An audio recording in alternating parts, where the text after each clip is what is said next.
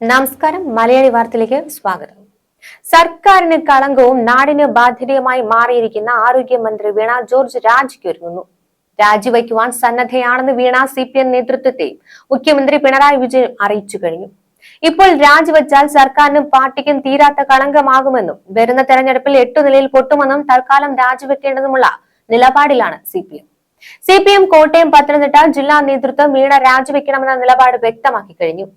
വീടിന് പുറത്തിറങ്ങാൻ പറ്റാത്ത വിധം വീണ പ്രതിരോധത്തിലായിരിക്കുന്നു. കേരളത്തിൽ ഒരു പരിപാടിയിലും ഇനി വീണ ജോർജിന് സമാധാനത്തോടെ പങ്കെടുക്കുവാൻ കഴിയാത്ത വിധം ജനരോഷം ഇളകുകയാണ്. വീണയും വാസുവിനും കാണിച്ച ആനമണ്ടൻ കളിയെപ്പറ്റി വീണയുടെ രാജി സാഹചര്യത്തെ കുറിച്ച് ചർച്ച ചെയ്യുവാൻ CPM നേതൃത്വം രഹസ്യ യോഗം ചേർന്നതായും റിപ്പോർട്ടുകളുണ്ട്. തിരുവനന്തപുരം മെഡിക്കൽ കോളേജിൽ സൂചിയും നൂലുമില്ലാതെ ശസ്ത്രക്രിയകൾ മുടങ്ങുന്നുവെന്ന വിവാദത്തിന് പിന്നാലെയാണ് കോട്ടയം ദുരന്തം. തിരുവനന്തപുരം മെഡിക്കൽ കോളേജ് ദുരന്തം വീണയ്ക്കും സർക്കാരിനും ഉണ്ടാക്കിയ ആഘാതം ചെറുതല്ല.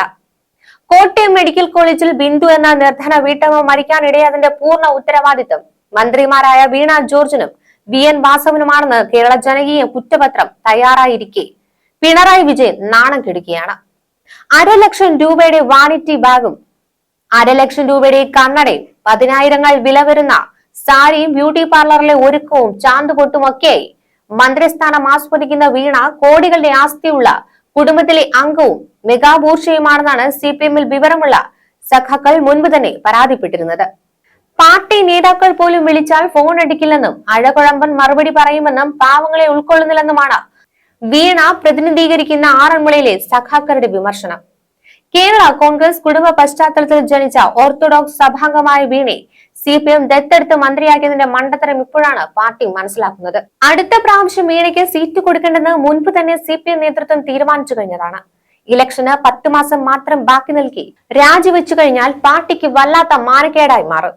വീണയ്ക്ക് പകരം KK ശൈലജയെ വീണ്ടും ആരോഗ്യമന്ത്രിയാക്കണമെന്നാണ് പാർട്ടിക്കുള്ളിൽ ഒരു വിഭാഗം പറയുന്നത്. എന്നാൽ ശൈലജയെ 7 അയലത്തടുപ്പിക്കുവാൻ പിണറായി വിജയൻ തയ്യാറല്ല. കോട്ടയം മെഡിക്കൽ കോളേജ് കെട്ടിടം നിലംപൊത്തിയതിനു പിന്നാലെ പച്ചക്കള്ളങ്ങളും പൊട്ടത്തരങ്ങളും മാത്രം ആവർത്തിക്കുകയായിരുന്നു വീണ ജോർജ്.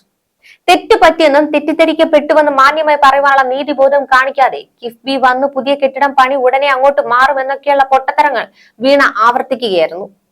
വീണെടുത്ത് കിടന്ന് ഉരുളുന്ന പാർട്ടി നയം ഇന്നലെ വീണ കോട്ടയത്തും ആവർത്തിച്ചുകൊണ്ടിരുന്നു. അപകടത്തിൽ മരിച്ച ബിന്ദുവിന്റെ മൃതദേഹം സന്ദർശിക്കാനോ അവരുടെ മക്കളെ ആശ്വസിപ്പിക്കാനോ അവരുടെ സംസ്കാരത്തിൽ പങ്കെടുക്കുവാനോ ഉള്ള മനുഷ്യത്വം വീണ കാണിച്ചതുമില്ല.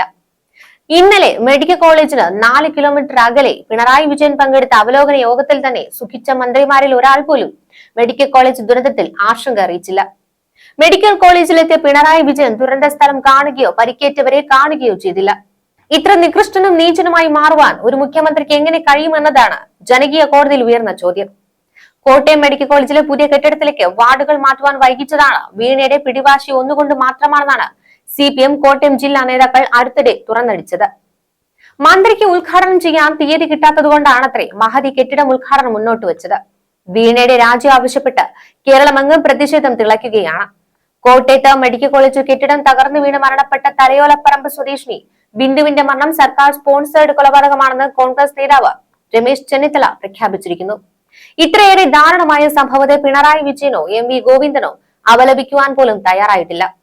എല്ലാ മനുഷ്യരും മരിക്കും, മരണം അനിവാര്യമായ യാഥാർത്ഥ്യമാണ് എന്നൊക്കെ MV ഗോവിന്ദൻ പറയാനുള്ള സാധ്യത ആരും തള്ളിക്കളയുന്നില്ല. മഴയാണ് അപകടത്തിന് കാരണമെന്നാണ് പാർട്ടി മുഖപത്രം ദേശാഭിമാനി എഴുതി പിടിപ്പിച്ചിരിക്കുന്നത്. അതായത് ബിന്ദു മരിക്കാനിടയായത് കാലാവസ്ഥാ വ്യതിയാനം കൊണ്ടാണെന്നാണ് ദേശാഭിമാനി കണ്ടെത്തിയിരിക്കുന്നത്.